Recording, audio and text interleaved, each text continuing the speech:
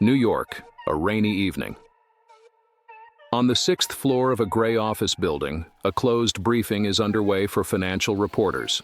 A folder with no title lies on the table. Someone opens it. Inside, a single paragraph.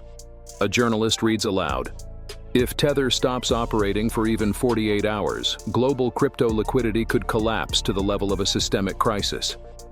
Silence. Someone whispers, "How? It's just a stablecoin."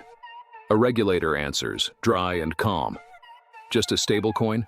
It's a private company issuing more digital dollars than some countries print real ones."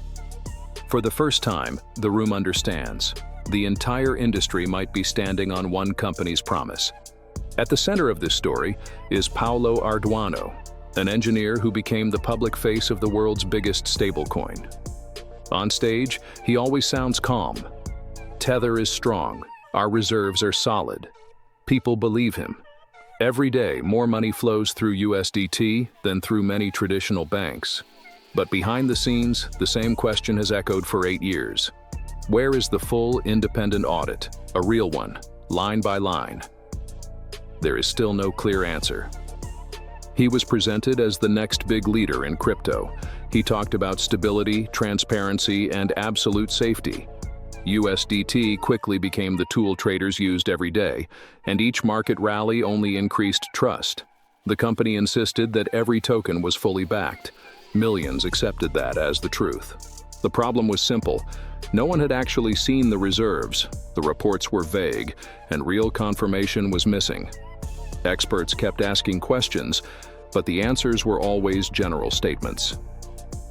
Over time, it became clear that Tether was so closed off, it couldn't really be verified, and a major suspicion emerged. USDT supply was growing faster than any real backing behind it. Spring 2022.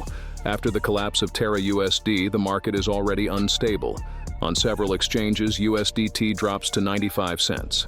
A tiny dip for beginners, a serious warning for professionals.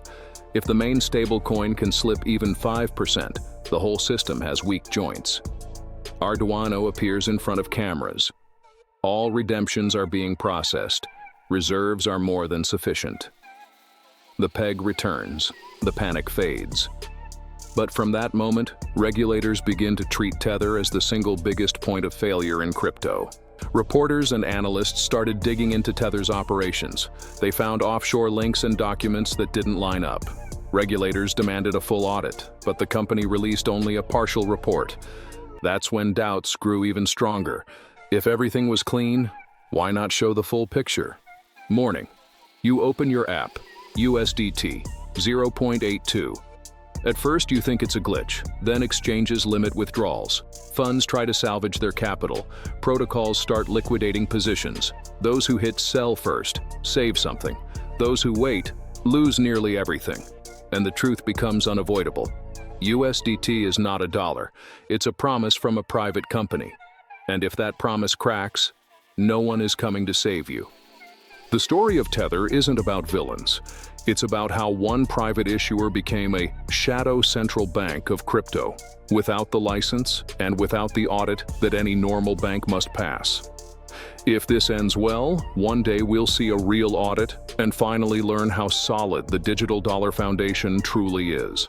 If it doesn't, the next global crypto crash may start not with a new hype token, but with the fall of what everyone believed was the safest asset in the market.